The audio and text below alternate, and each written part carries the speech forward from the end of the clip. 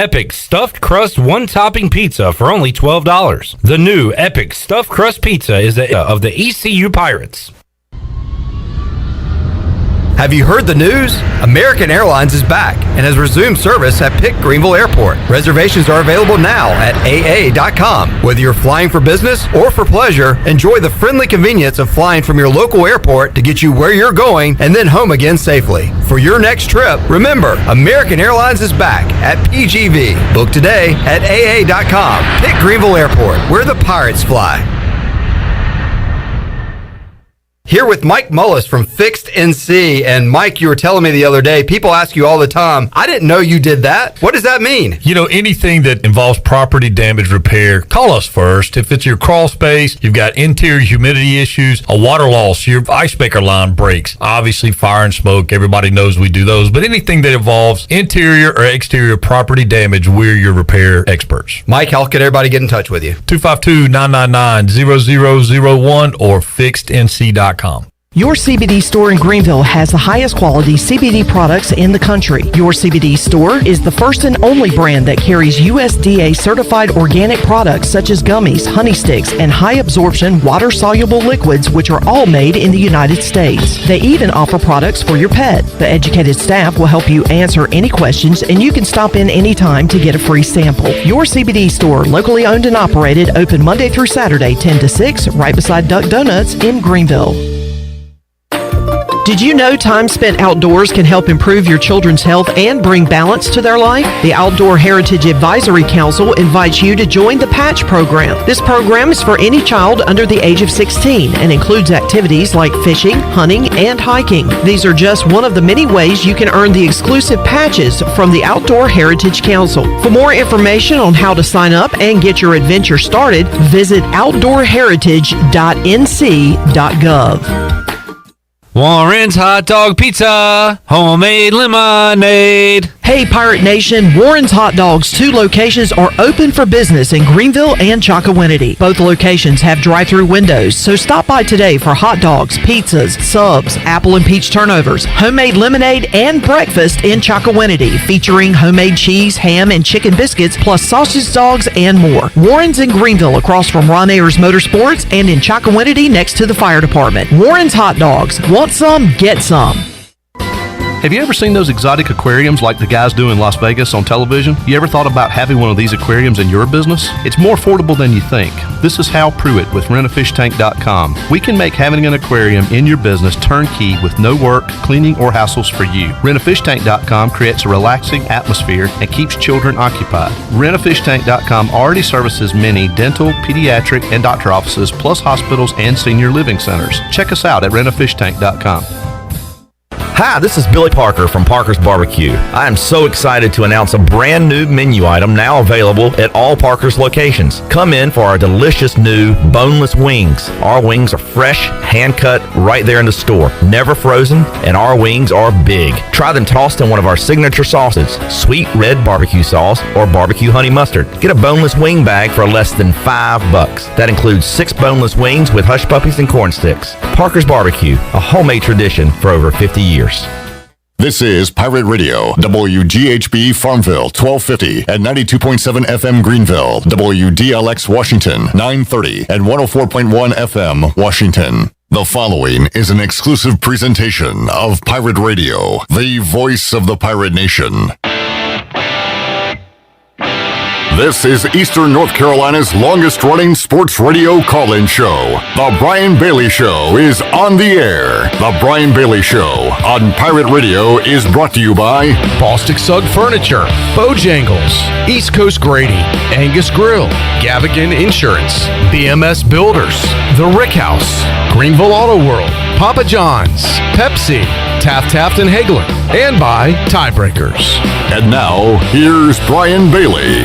Good afternoon, everyone. Welcome into our show. It's dreary outside, but it is going to be hot inside. We've got a great show for you coming up. Good time of the year with sports. Pirate baseball starts practice coming up on Friday, and joining us in just a bit will be Cliff Godwin. They had baseball media day via Zoom earlier today, and Coach Godwin joins us to talk Pirate baseball, getting ready to start his 7th season as the East Carolina coach. Pirates at number 13 by perfect game, 16 by collegiate baseball, 25 by D1 baseball as far as the preseason polls are concerned, and the season starts coming up that third week of February. So Cliff Godwin joins us first, and then in the back half of our show, we'll talk about the NFL playoffs, get you set for the Super Bowl, take a look at some of the prop bets for the Super Bowl. Brian Meador, my good friend, and Cliff Brock will join us to talk about that. But Coach Godwin, he is up first on our show, back to start your sports week in a big-time way with the coach after this.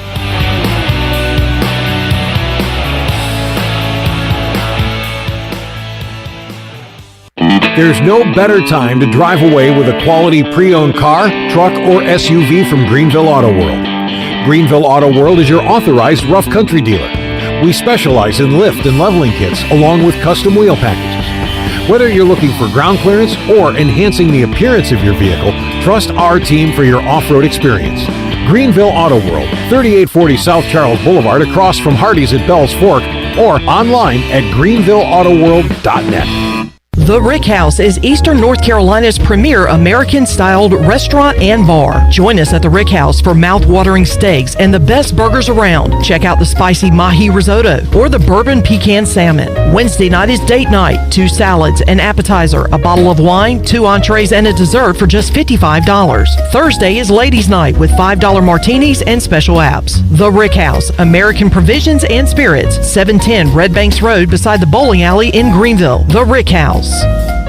Bostic Sugg Furniture wants to know, how'd you sleep last night? If you're like thousands, the answer is probably not very well. You're tired, stressed, your job suffers, and worse, your health suffers. Get better sleep on a Restonic mattress, a Consumer's Digest Award winner 13 years running. Restonic Queen mattresses start as low as $4.99. Restonic 2-sided Queen mattresses from only $6.99. If you're ready to wake up to a whole new you, we have a Restonic mattress waiting for you, exclusively at Bostic Sugg Furniture. First came the PCC location, then came the ECU location on Jarvis Street. Now introducing the newest store at 10th Street at the Food Line near Walmart. It's Angus Grill 3. 3 restaurants featuring all of your favorite burgers and more. They've got your classic Angus, steak burger, brisket burger, black and blue burger, sweet sriracha burger, jalapeno popper burger. You get the idea. Now 3 options for the best burger in town. Angus Grill at PCC, Angus Grill at ECU, and now Angus Grill at 10th Street in the Food Line Shopping Center. It's Greenville's best burger, times 3.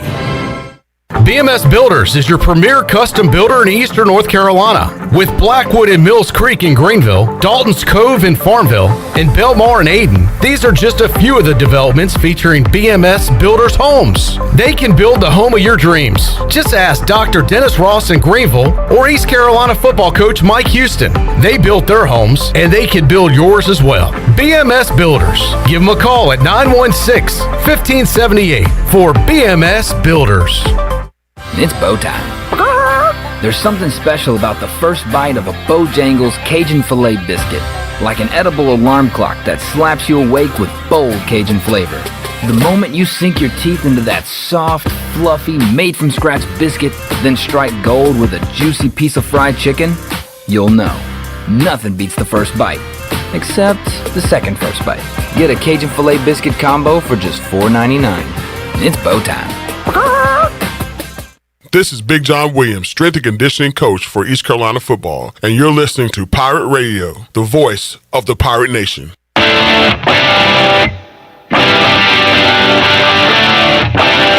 You're listening to The Brian Bailey Show. Now, back to Brian.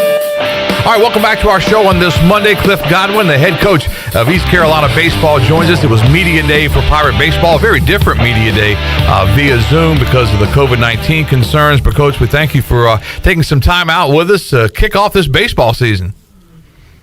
Brian, always a pleasure, buddy. Thanks for having me. When you look at everything you guys have gone through since last March, I mean, the emotions, the roller coaster, checking in day to day with the guys, and if a guy does get COVID, it can't work out, and you guys have been through just about everything you can go through, haven't you? I guess so. I guess it always can get worse too. I mean, I always tell our guys to have perspective. Pretty tough for an 18 to 22-year-old to be locked in a dorm room or a house for 14 straight days. So really the mental side as much as the physical side, if they've had COVID or gone into COVID protocol, has been something that we've really tried to just stay on top of, because, I mean, can you imagine an 18-year-old, their freshman fall, being stuck in a dorm room for 14 straight days, and just as hard, you know. And I know we have to do some serious things with quarantining with the virus, but that's really hard on an 18-year-old that's not really feeling maybe a ton of symptoms. So we've just really tried to FaceTime a lot of Zoom calls when guys have been put in that situation. The real hero, Brian Bailey, during all this, and it's the entire athletic training staff, but Zach Womack.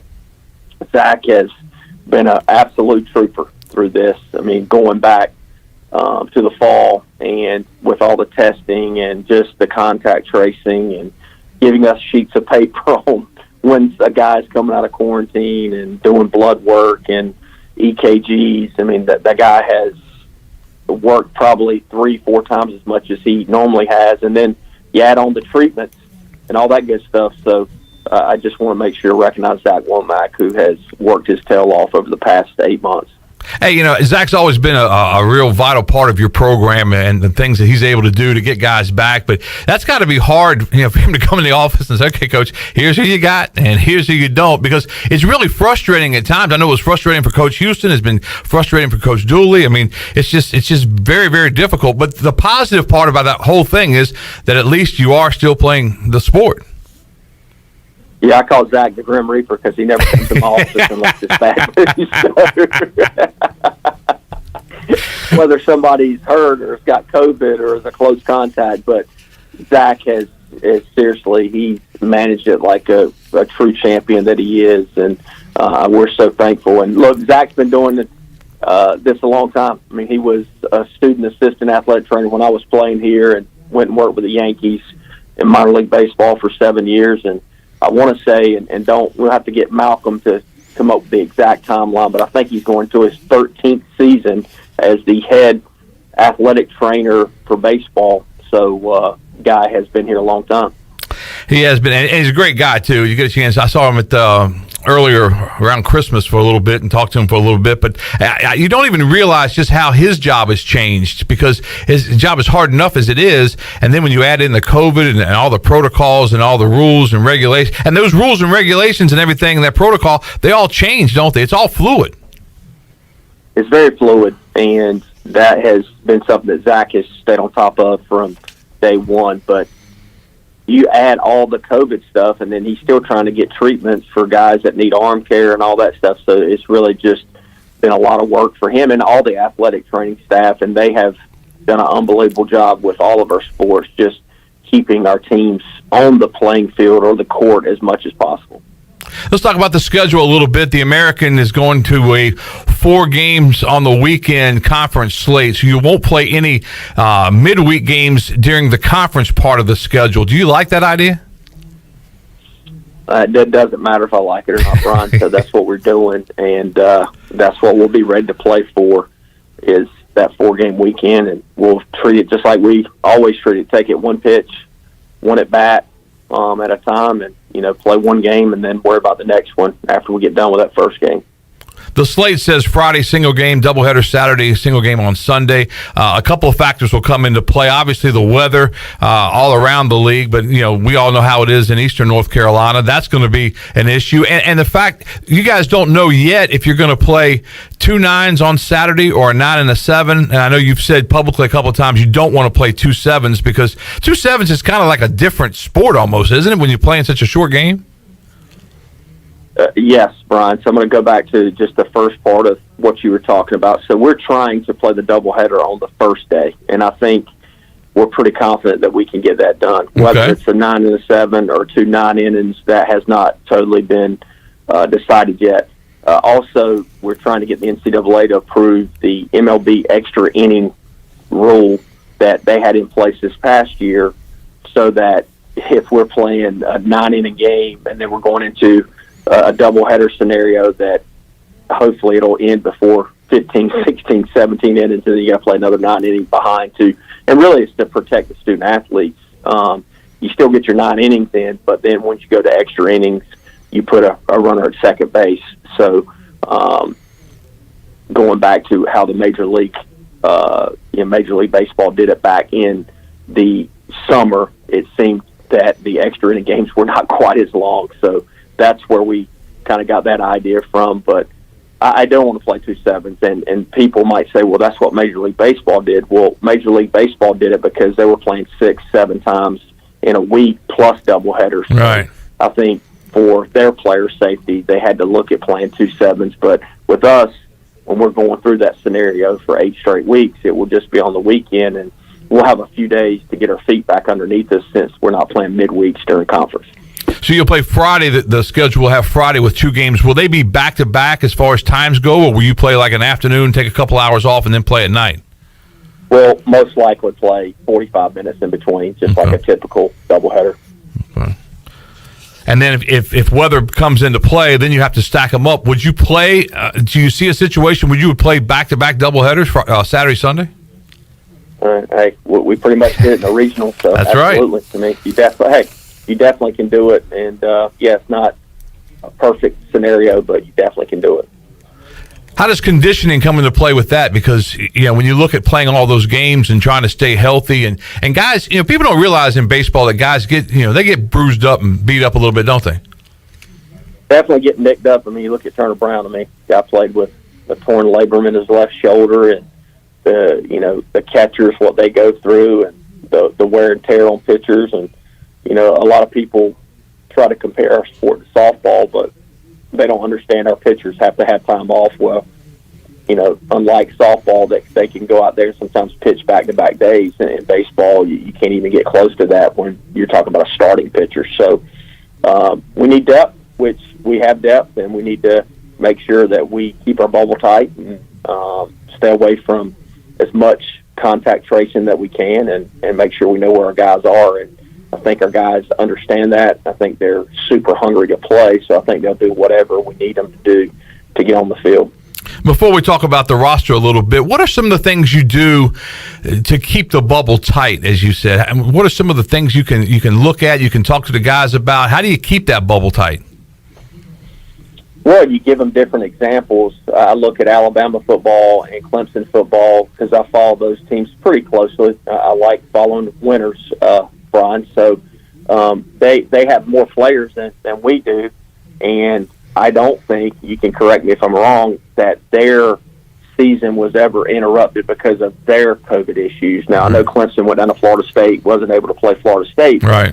They did an unbelievable job of keeping their bubble tight, and they have more players. I mean, it's almost triple the amount of players and staff that we have. So we talk about that. We also talk to the older guys, the Franciscos, the Ryder Giles of the world, Matt Bridges, Cam Colmore, Tyler Smith, Coochmanner. Hey, look, at a time like this, you have to know where everybody is. So you can't go, hey, he's a freshman, I didn't know you have to know where everybody is. You have to know what your girlfriend's doing. You have to know what her roommate's doing, because if not, then if she gets it, you're going to get it, and then you're going to spread it to somebody else. So we've got to know where people have been that we're coming in contact with. Yeah, it's such a complicated issue, and you add into the fact that some people test positive and never have a symptom, and then you have others that that get really, really sick with it, and trying to keep a sport going. But as you've said, on the positive side, you do get a chance to play baseball, and that's the big thing. How much are you going to miss the fans, Coach? Because obviously the fans of Pirate Baseball, help make the program, and unless the governor comes up with a new system, at least for right now, at least to start the year, there won't be many fans, will there? No, I'm keeping my fingers crossed every single day. Now, our guys and our staff, we've prepared going back to the fall to be prepared to play without fans. Mm-hmm. And you always got to prepare for the worst. And then if we get fans, that's icing on the cake. What I would tell the fans is, number one, this is not a decision made by John Gilbert or our Chancellor Ron Mitchelson, or the decision that's made by Cliff Godwin. This is coming from the state of North Carolina. But don't get too frustrated, because you never know what April, May, and June can hold. And hopefully with the vaccine getting put out, and I think brighter days are ahead. I don't care what anybody says. That brighter days are ahead. Is that tomorrow, or is that 2 months from now? None of us know. But don't get too frustrated. You definitely will have the ability to watch our games online, which I know that's not like it is in person. Of course, we would love to have 6,000 here opening day and have the place rocking like it was last year against Ole Miss, even though it was freezing. So, but we're going to deal with whatever we're dealt with, but we're super excited to play. Yeah, you think back to, and you always say you get chills thinking about it. You think about hosting the regionals and the big crowds that were there, and not that any of us took it for granted, but it was just like, you know, you have a good year, you earn the right to host the region, you earn the right to have all those fans watch you play, and you know that's another thing that the COVID has taken away from everybody, because you know you can have a stellar year coming up, and you know you may get to host a regional, but if this thing doesn't change some, I mean it's just really, it's so unfair to everybody involved. And I know, you know, I'm on a sports end of it, and it's so unfair to many people that's lost their lives and everything else, but it's just really something that I don't think I thought we'd ever see in like this. Did you ever have any idea we'd go through this last March even? Brian, nobody's ever been through this in our lifetime, what we're going through. Number one. Number two is, as I'm listening to your talk, which is human nature, I mean, we're talking about something that's 4 or 5 months down the road.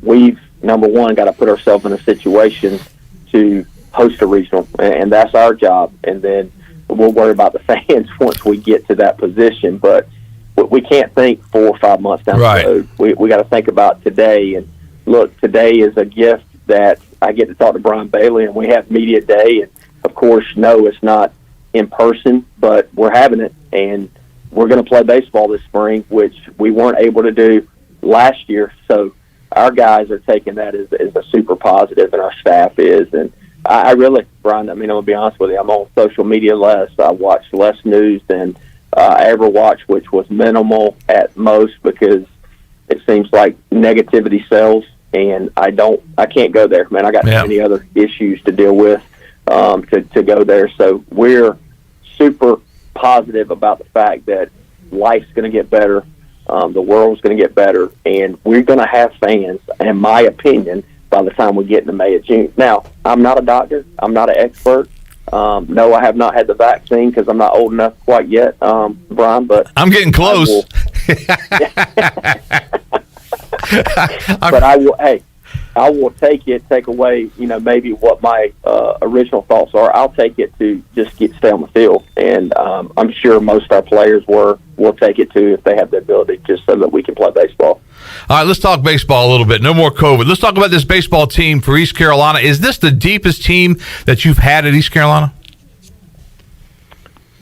You know, a lot has been made of that. Definitely deepest pitching staff that we've ever had, and I would rank the position players as far as the depth probably as deep as we've ever had too. We're the deepest team on the mound for sure, hands down. Just the ability of arms that we can run out there on any given day, the experience, the talent, the stuff. But as you know, that's on paper. I mean, that's why you play the game. So we've got to make sure that we don't let our guard down, as I would say that's probably been the toughest thing for us to battle and navigate since we've been back from school, because of all the positive press clippings and the social media stuff, the preseason rankings. Our guys got to stay hungry. And look, as we know, Bailey, because we've been East Carolina people for a long time, you got to have that chip on your shoulder. You got to have that edge. And if we don't have an edge about us, then we're going to lose some games that we shouldn't lose. And we don't want that to happen. And we had a chancellor and an AD at one point that said, we don't want to talk about that edge. We don't want to talk about that chip on your shoulder. And I said, you know what? Then you're not going to make it long here. And I think I was right about that, because you got to have that chip. You got to have it ready to rock and roll, and you've got to be, you're a pirate. And that's just how it is. You talked on the Zoom a little while ago about your starters for the rotation for the weekend. 5 guys were up for that. Some of these names, obviously, we've heard of. But talk about those 5 guys a little bit. I want to go back to the chip for just 1 second. Go ahead. I love talking about a chip now. So I said this the other day, and I forget who I said it to, but, hey, if you want to look at the rankings, I'm pissed. We're not ranked number 1. So, look, until we hold up a national championship here, I'm going to always have an edge on my shoulder. And then if we hold it up one time, then why can't we do it twice? Yep. So that's the reason I'm the head coach at East Carolina, and that's the thought process with our players. We're trying to win a national championship, so we ain't ranked anywhere near of that. So I'm going to have a chip on my shoulder, and our players are going to be molded into that because we're trying to win a national championship. So sorry to retract on that. No, I love it. I'll get to your starting pitching question, and you wanted me to talk about Spivey and Wisenhunt a little bit. Let's talk about you got Gavin Williams obviously in the mix, Tyler Smith, Jake Kuchmaner, Spivey. Just those guys battling for positioning and trying to figure out, because it's a little different because usually you go Friday, Saturday, Sunday, and your Friday starter is your number one. Now you got a doubleheader on Friday. You're looking at. Do you still go the same route as far as that goes? Well, look, Bailey, we don't play a doubleheader on Friday till conference starts, right? Until conference play. So we're not worried about how we're going to maneuver through that right now. But of those 5 guys, look, they've done a tremendous job up to this point of going out there every day and getting better. I mean, even Gavin Williams got better in the fall. Tyler Smith is the best I've ever seen him look. His velo has made a little bit of a spike. He's commanding the 4-seam and the 1-seam. Plus his breaking ball and his slider are better.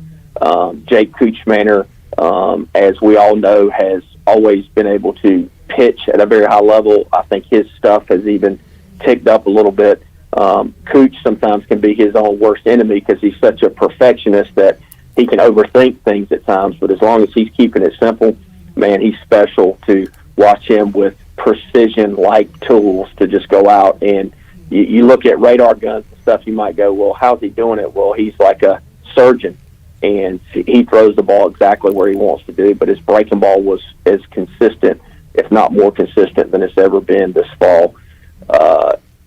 Carson Wisenhunt, an extreme talent, 6'4" lefty, 90-95 in the fall, has grown up a whole lot mentally, and him and I, and as well as Dietz and Coach Knight have helped him grow, but man, it's special. It's power stuff. It's 83 mile breaking ball. It's up to 95. So super excited about him. Yeah. But he's got to do it against another uniform, and I think that's going to be his biggest obstacle is not trying to do more than he did in the fall. As I had a conversation with him earlier this week was, hey man, that good was good enough, man. Don't make this harder than it is because you'll mess this up for yourself and for us. Carter Spivey really took advantage of COVID, shortened up his slider and tightened it up, commanded his fastball to glove side way better, and he's carrying himself with just this air of confidence, not arrogance or not cockiness, but he understands what it takes for himself to be successful, and he knows what he needs to do each and every day. Super bright guy, probably will graduate in 3.5 years, if not this summer, and put too much pressure on himself at times, but now he has really just taken a giant leap forward, in my opinion. And then you got a guy like Cam Colmore, and Cam doesn't probably get mentioned as much as some of those other guys, but Cam can be a swing guy for us, and we're trying to develop as many starters as possible in case COVID or contact tracing, whatever it may be. We're not going to be, and I won't name the college football team that plays in a game and says, hey, we played our last game 2 weeks ago and, guys opted out or COVID. I mean, look, if we decide to go play a game, then we're ECU baseball, whether we've got 10 guys out because of contact tracing or 5 guys hurt. I mean, look, that's why you play the game. So we're trying to prepare as many guys as we can to go out there and start on any given day. With the schedule the way it is, does it help to have a Ryder Giles and a Zach Agnos that can give you some innings as well? Of course. I mean, Ryder was as good as he's ever been on the mound this fall, and Zach's slider has gotten a lot better. I'll say Zach has not focused on pitching as much as he did last year just because, he's going to be playing every day, and it's just hard when you're playing the left side of the infield versus what Burley did. Not that Burley's job was easy. I'm not saying that, but Zach has a lot of throws across the infield. Burley at first base, we could limit him a lot more in practice from throwing in the outfield. We would just say, hey, you're not throwing, from the outfield today if we were working on any kind of outfield throwing. But Zach's got to throw the ball from third base or shortstop across the infield. So not that he won't pitch, but he has, worked on his pitching a lot less this year than he ever has before. All All right, Coach, take us around the infield and give us an idea of who we're going to look for, some of the competitions that will be going on when practice starts later this week, that kind of thing. Seth Goodell, one of the guys that I got away from the fall and said, man, he's made our team a lot better. He's grown up. He's extremely consistent behind the plate, blocking, receiving. Just this fall, whatever team he was on, they won, and it was just his presence behind the plate. Also, he swung the bat better than he's ever done. I think he struck out 3 times in 70 at-bats, 5 home runs, tied the home run lead with Norby with 5. Ben Newton will definitely see some time, has done a really good job in the weight room, gotten stronger, more confident, been in our program for a year and a half now. Already graduated, super bright dude. He will be in the mix. Justin Wilcoxon and Joey Rezick, 2 other catchers that will definitely see some time, whether they're DHing or maybe, Joey Rezick can also play in the outfield. Third base, you got Zach. We talked about Zach already. You got Alec Makaravich, which is much easier for the media. And AMAC. Yeah. Yep. AMAC's a stud. And I just said this in media day, Bailey, and for all young people that maybe listen to this, no player in the history of our baseball program, as long as I've been the head coach, gets more out of a practice session than AMAC. That's an amazing stat. It is. I mean, Coach Palumbo and I both will tell you that, and we're the only 2 baseball coaches that have been here since the summer of 14. And we've had some guys that really got after it at practice, but AMAC gets more out of practice than any player that we've ever had. And now you look up, and he's a tremendous third baseman. He can also play second base. He could probably play short in a pinch. He can play all 3 outfield positions. He's a switch hitter. So super valuable to our program, and I don't know if he'll start opening day, but he's going to play a lot. Yeah. You got Ryder Giles at short. Agnos would be the guy that if something happened to Ryder, Agnos would slide there, and AMAC would play third. At second, you got Connor Norby, which everybody saw a flash back last spring, how good he could be. He carried that over, more consistent than he's ever been. I think he can be one of the best players in the country. A couple young infielders that could play second or short. Jacob Starling, who's a freshman, probably more just at the second baseman, but also can go to the outfield, can really hit. Athletic. CJ Boyd can play second, first, outfield, has a ton of power for a freshman. Joey Barini and Austin St. Laurent can play in the middle as well. First base, you will have Josh Moreland, which he's gotten a lot of press clippings. He's a huge person, kind of brick house, Packard, Burley, all kind of mashed into one. Had a great fall for us. He's gotten better defensively at first base. You'll see him, maybe Francisco, maybe Skylar Brooks there. Those 3 guys could play first. Maybe even a little Jake Kuchmaner if we get in a pinch, play first base because he's a tremendous defender there. In the outfield, you've got Lane Hoover, Bryson Worrell, Christian Smallwood. Franny has a good possibility of playing some outfield. Freshman Riley Johnson, who is a gamer and had a little bit of a quad issue in the fall, but really played well in the Purple Gold World Series. And, man, I'm super excited about him. So we've got a lot of options. And as you know, there's going to be some competition for playing time, which we're going to steal Nick Saban's little quote he had about Alabama football. We don't have backups. We just got starters that are waiting their turn on the bench. So we want all of our guys to be prepared to be able to go out there on any given day. But with the contact tracing, the COVID, you don't know who's going to be playing shortstop every day. You don't know who's going to be playing third base every day. So we want our guys to be prepared to go in there and fill that role at a moment's notice. And that's one of the things I've always been very complimentary of you and the staff is that you have such great players that have to figure out their role and know their role. And when those teams come together, like your teams usually do, those guys, they're not worried about when they're going to get in because they know their role. And when they get in there, they make something positive happen.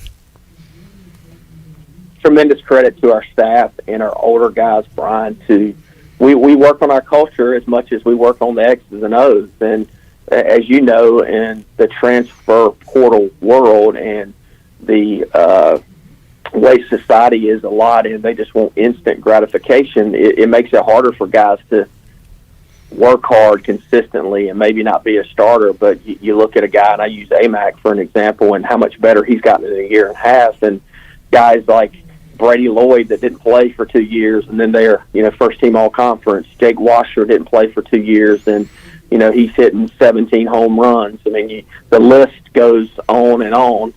Chris Holba, who was a 9th round draft pick, who pitched some his freshman year, but not anything like he did his junior year. Evan Krasinski, which was before my time, he threw 1 inning his freshman year. Yep, and then he did. His sophomore year, he was pitching on Saturdays behind Reed Love, and then his junior year, he was our Friday night ace, beating Texas Tech in Lubbock. So a lot of guys have worked hard and bought their time and observed, and a lot of credit goes to the older guys and the coaching staff. When you look at the schedule, can you highlight that for us a little bit and some of the teams on it? How hard was it to put a schedule together this year? Well, Coach Palumbo's in charge of our schedule, and he did an outstanding job. I mean, the biggest thing for us was once we kind of knew what the parameters were from our conference with the 4-game weekend schedule, no midweek, what we had scheduled, the testing protocols they have put in, then our job was to call those teams and just make sure that their testing protocols were going to match ours. I do want to give Elliott Avent some credit because we had them scheduled. They were scheduled home and home, but it happened to be during our conference weekends, so we had to cancel our games. And Elliott, we've actually communicated a lot over the past few months. That's good. He's been super helpful, just talking about what the ACC is doing, that maybe gave us some ideas with the American. And, I even texted him the other, I think it was Saturday, about how many fans that NC State was going to be allowed in their baseball stadium. So we are definitely going to have State on the schedule back at a normal time, and we had them on the schedule this year. And is that something that, because you're going to have situations most likely like basketball where games are going to be postponed or canceled, and is it one of those deals that maybe you guys can text one another and get a game in during the season? Absolutely. Yeah. Look, I told Randy Hood at UNCW, and, whether it's Scott Jackson at Liberty or Scott Forbes at UNC or Elliott at NC State or Chris Pollard, which all of us just want to play games. Right. Like kids do. So if somebody calls us, and I'll just use Rhode Island for an example, they call us up 4 or 5 days before we're supposed to play and say, hey, we can't come down, then we're going to do everything we can to go somewhere. If somebody won't come to us, we'll go somewhere in state, which that is something that being located where we are, that makes it a lot easier than if you're located somewhere else that you can't go somewhere and play a quality opponent within driving distance. And as we wrap things up, you think about the end of last season, you were on the bus going to Wilmington, I believe, and you got a call that a team wasn't coming, and you were on the phone trying to find a team for that weekend, wasn't it, when the Ivy League canceled everything? Yeah, I handled the whole, I should have not cared. Look, I have a bad taste in my mouth about that game and the way it transpired. And, I told Ryder Giles after the game, I said, it's my fault I lost that game because I left you out there too long. And of course, it's a group decision, and Ryder's a competitor, but he had done his job in the 8th inning. And, we trust him so much that we ran him back. The guy's playing shortstop every day, but Baylor, there's probably been 5 or 6 days I haven't thought about losing to UNCW on a walk-off home run since. But I'm excited about February 19th, so I can stop thinking about the last game we played that we got walked off. So if we can not mention that anymore, that would be outstanding. I wasn't mentioning the walk-off. I was just mentioning that you were trying to find a game on the bus. I wasn't. Hey, well, I know, but that was part of it. Yeah, that's where my mind goes. Exactly. It went there in a hurry too, because I was like, "What's he talking about?" Oh yeah, I remember that now. It was a walk-off and leaving him in there. All right, well, that's good stuff, Coach. As we wrap it up, just anything else you want to say to the Pirate Nation? I know they're going to miss being out at the Clark LeClaire Stadium, but as you said, they can catch it on the streams and with ESPN Plus, and really just be a part of this. The guys are going to have to create their own energy on the bench, that's how we've seen it in basketball and pretty much how we saw it in football. But I think this baseball team, with what they had to go through last year and losing so much, I don't think that's going to be an issue at all, is it? if it's an issue to have energy out here early on after you had a year off from competing, then, man, we need to find them something else to do. So I don't think that's going to be a problem with our guys. With the fans, of course, it hurts my heart they can't be in the stands, but stay positive.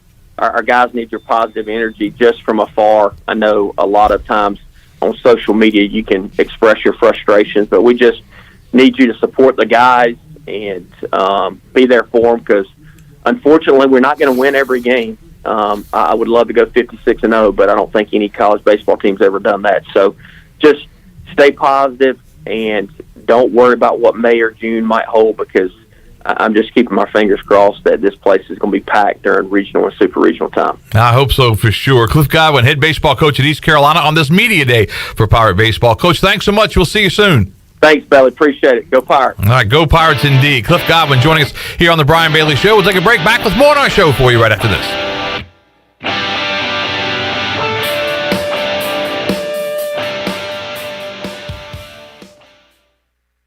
Hi, this is Jeff Charles, and this is the Pirate Radio Sports Break presented by Ron Ayers Motorsports, Highway 11, north of the airport in Greenville. Yesterday afternoon at Williams Arena Minges Coliseum, the Pirates lost to Memphis 80-53. Pirates trailed by 31 points at halftime, 49-18. Musa Cisse had 15 points and 9 rebounds for Memphis. ECU had 4 players in double figures. Tremont Robinson-White had 15, Brandon Suggs 11, Tristan Newton and Jaden Gardner 10 each. Gardner also had 11 rebounds. ECU is now 7-4 and 1-4 in the American. The Pirates are at UCF Wednesday night at 7 o'clock. Tom Brady is going back to the Super Bowl for the 10th time. His Tampa Bay Bucks knocked off the Green Bay Packers 31-26. Brady was 26 of 36 for 280 yards, 3 touchdowns, and 3 interceptions in the NFC Championship game. In the AFC Championship game, Kansas City beat Buffalo by the final of 38-24. This has been a Pirate Radio Sports Break.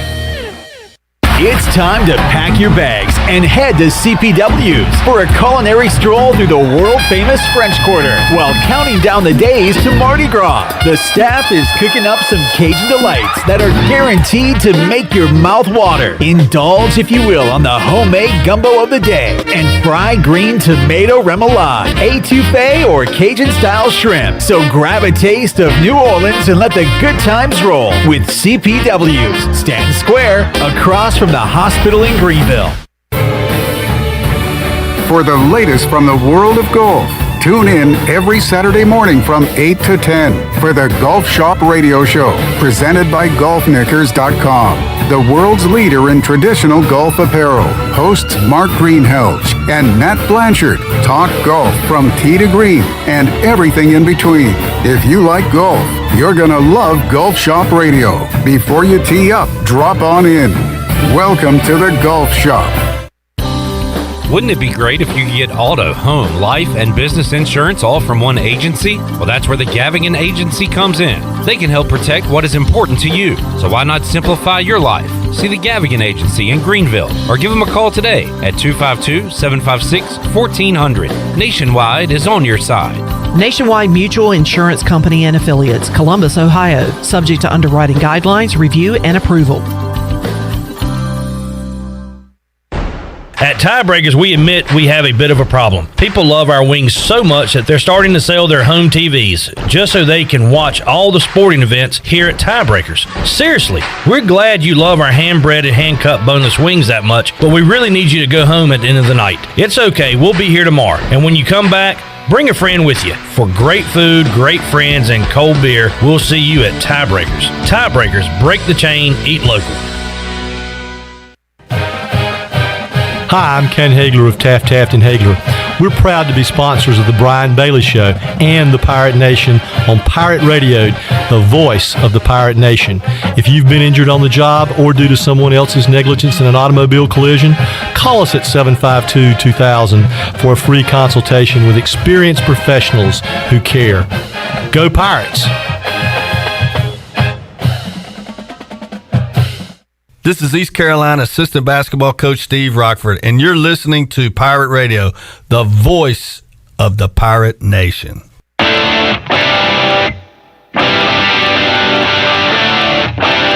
You're listening to The Brian Bailey Show. Now, back to Brian. All right, welcome back to our show as this Monday rolls on and we continue on. We're going to talk a little bit about the playoffs from yesterday. The Super Bowl matchup for Super Bowl 55 is set as the Tampa Bay Buccaneers and the Kansas City Chiefs will play in a couple of weeks on CBS, by the way. Brian Meador joins us to talk a little bit about that and to talk a little bit about how hard it's been to produce a coach's show in this COVID time, football and now basketball. So, Meador, first of all, did you like the games yesterday? I thought the first game was absolutely fantastic, and I when Aaron Rodgers, they pull him out on that fourth down, you're knocking on the door to potentially tie the game, and he went over and put his coat on and just kind of sat there. He's a great quarterback, one of the best who's ever played. He knew that game was over. I don't care what he says afterwards.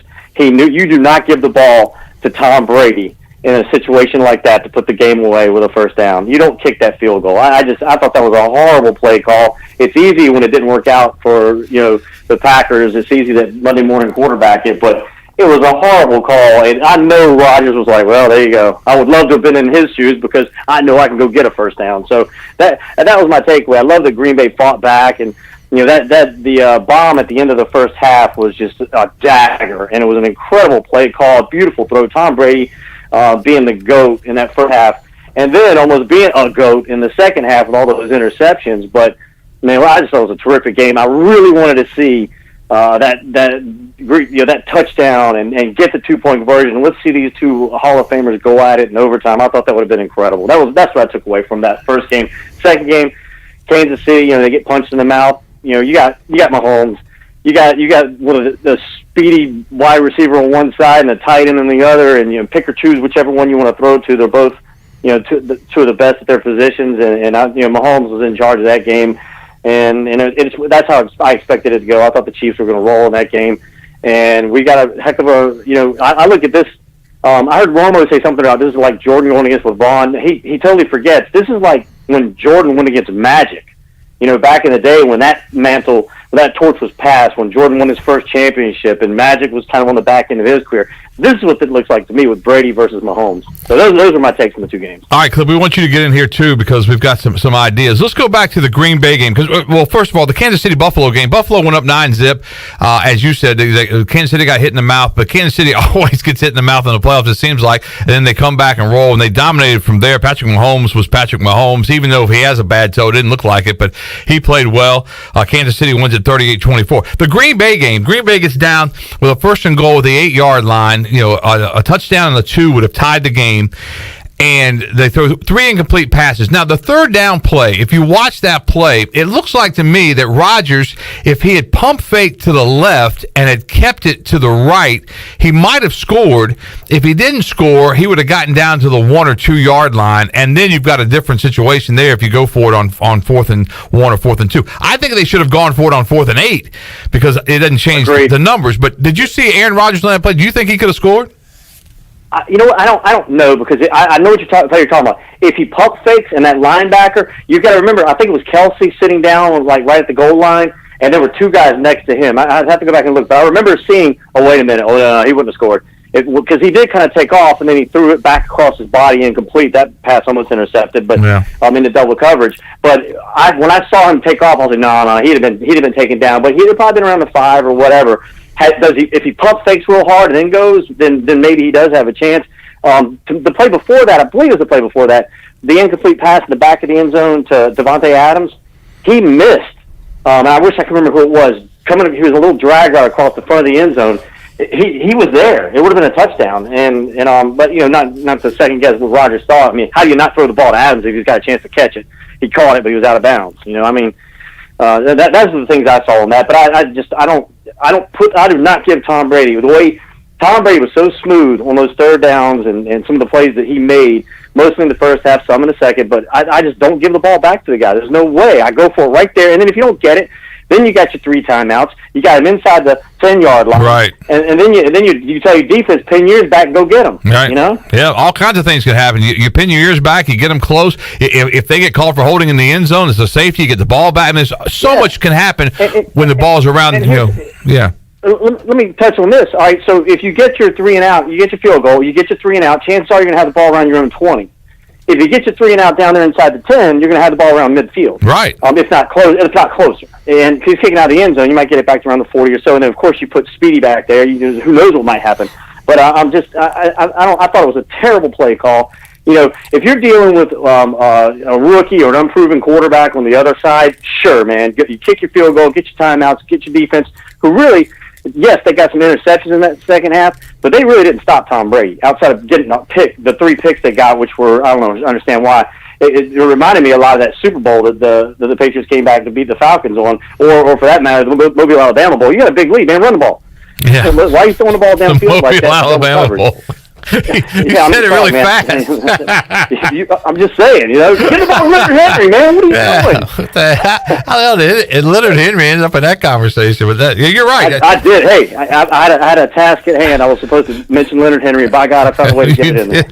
All right, Clip, here's my theory. What happened? All right, it's 31-23. Matt LaFleur's on that Green Bay sideline. He picks up. Mike McCarthy left his book of football analytics laying on the sideline. LaFleur picked it up, read it, and decided, I'm going to kick the field goal. What do you think? Were you having some Cowboys flashbacks from the regular season? I was like, there's another bad decision by a coach, rather, and it was. If you're down 6 or 5, I mean, you can explain it, right? But you can't. The only difference in the field goal and not getting the field goal is when if you get the ball back, you're going for the win instead of you're going for the tie. Yeah, but the objective's the same. You kick the field goal and you still need a touchdown. You still need a touchdown. Right. You still need a touchdown. That's the whole key. You still need a touchdown. How does any analytic come up with a different outcome than, all right, you telling me on 4th down I got to get a touchdown, then I got to get a 2-point conversion, or you're telling me I got to stop Tom Brady and use all 3 timeouts, and then with less than 40 seconds left, I've got to go 80 yards? How is that a better option? And I didn't really I saw some people complaining about the Packers being almost too methodical in the third quarter and in the second half.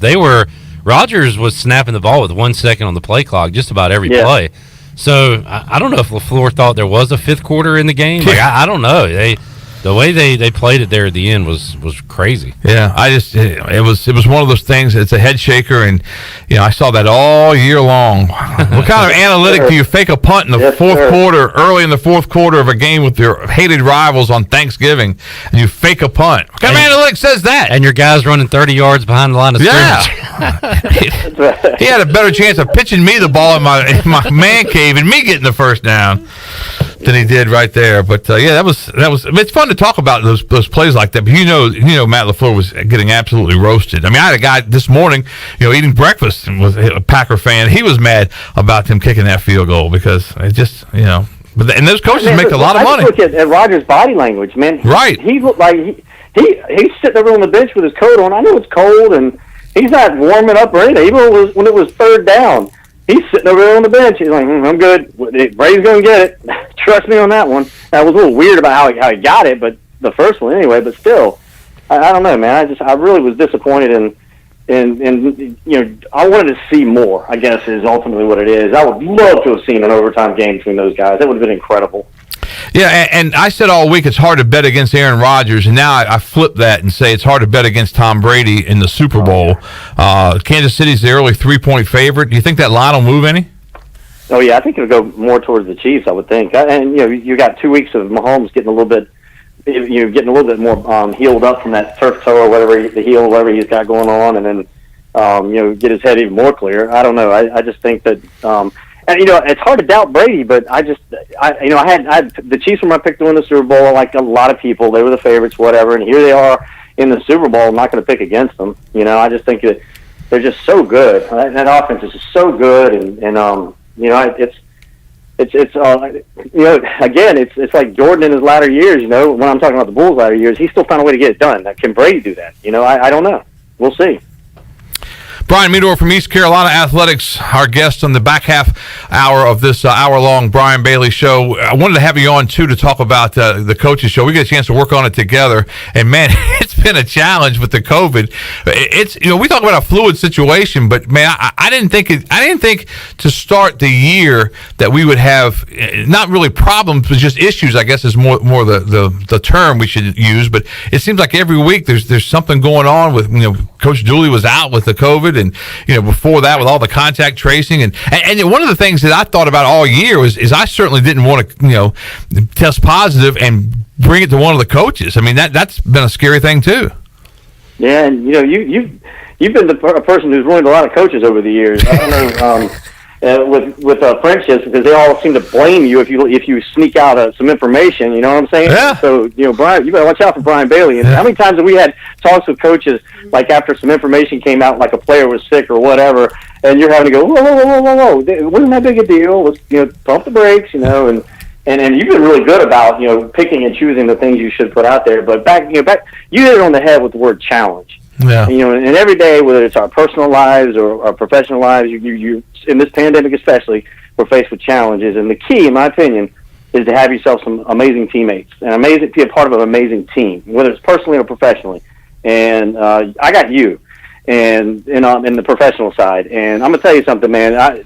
The way you roll with the punches, and you were stepping into some big shoes to fill with the legendary Jeff Charles stepping aside of the TV duties. And what do you get for your reward? A pandemic. Yeah. So, and now you got to figure out how we're going to do it. And you've been tremendously creative. And this is not sunshine up your butt time. I'm telling you the truth. And every week you and me go, what are we going to do now? Because we lost 3 games and we just lost this. Well, they came in practice. I can't even go to practice. I know. A lot of what we do for these shows is you go to practice, you shoot, you get some audio, you put some fun stuff in there, and so now you basically have Joe sitting at a computer, you're sitting at a computer like last week's show, but you guys got good information. You've not once griped about it, and it's made my life a lot easier. And so in my opinion, challenges in life, find yourself some good teammates, and if you're part of a good team, you can overcome anything. That's what I feel like we've done, and glad to have you. That's all. And the thing about it, I think if you look at it critically, I mean, there are some things that we like to do that we just can't. Like the one thing I've missed the most about this whole thing is interviewing the players. I mean, because yes.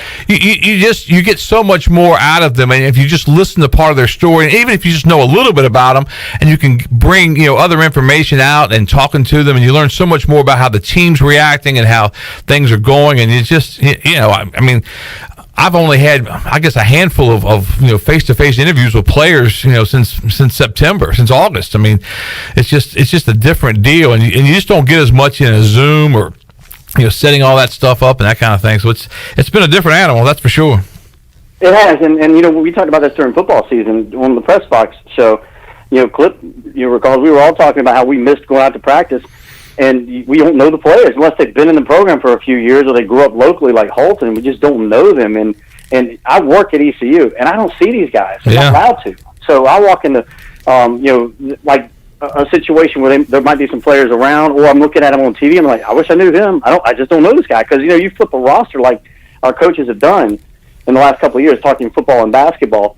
You don't have, if you can't meet them in those one-on-one personal interviews, you don't know who they are really. And that's been really hard for me because for the show and for the things that we do on the campus side, that we sit down with them a lot. You get to know them, you joke with them, and I was just thinking about it, how, just 5 years ago, 6 years ago, 8 years ago, all those guys who were part of those teams are my friends now, and I still keep in touch with them. And the guys who are coming through now, unless this thing lifts soon, I don't know these guys. Yeah. It really is. It's just disappointing, and I hate it that, here's what where we had these students who graduated last year. They saw no good football in their entire time here. Now you have the kids coming through from last year into this year, and they haven't seen any football. I'm talking about our students. Right. They haven't been able to come to in basketball, but you can't go to games to see the games, and I just hate that.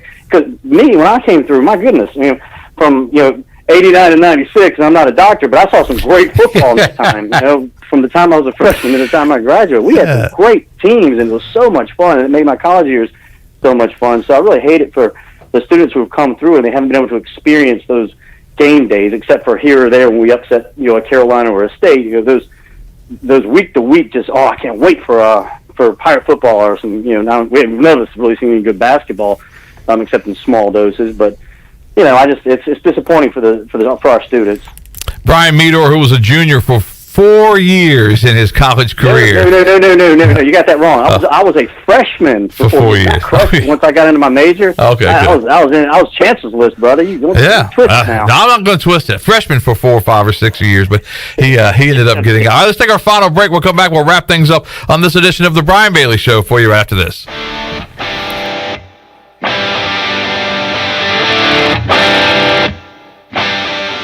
Wait up. Papa John's has a new stuffed crust. Oh, we did it. All our tweets, DMs, and carrier pigeons worked. This ain't just stuffed crust. This is Papa John's crust. Stuffed. Hey, Pirate fans, order the new Epic Stuffed Crust One-Topping Pizza for only $12. The new Epic Stuffed Crust Pizza is the MVP move for game day or any day. Place your order online at papajohns.com and sign up for Papa Rewards. Papa John's, the official pizza of the ECU Pirates. Welcome back for another episode of ASMR with Alex. Today, we're exploring the delicious, refreshing sounds of Pepsi. Oh, spilled a little there, but don't worry, it's all under control. Now, where were we? Ah, yes, the ice. I mean, we really should have some more ice, right? Hold on, guys. Wow, this is loud. And we're back. Like I was saying, the delicious, refreshing sounds of Pepsi. Dude, I told you, I'm working on something in here. Does anyone even watch this? It's not about the views, Dave. Jinx, you owe me a Pepsi. Get out! All right, fine. I'll leave. Finally, now for the best part. Pepsi. That's what I like. Nailed it. My subscriber is gonna love this one. Are you gonna finish that Pepsi? East Coast Grading and Utilities is your source for clearing, hauling dirt, and concrete work. East Coast Grading and Utilities handles all sewer and water issues as well. I'm David Vaughn. Whether putting in a new subdivision or helping you with any and all of your drainage problems, I can get the job done. Call me at 531-7494. No job is too big or too small. East Coast Grading and Utilities. Friends helping friends. 531-7494 for East Coast Grading and Utilities. For years, Callie Ann Phelps has been singing about Phelps Chevrolet. Phelps Chevrolet is the one for you. Low prices, service too. See the big dealer right away. Carolina's finest, Phelps Chevrolet. And you'll agree with what Skylar Phelps has to say. Nobody beats Phelps Chevrolet's prices. Nobody. The name you can depend on. Phelps Chevrolet. Get you one. Find new roads with Chevrolet. Then come find yours at Phelps Chevrolet in Greenville. You're listening to Pirate Radio, the voice of the Pirate Nation.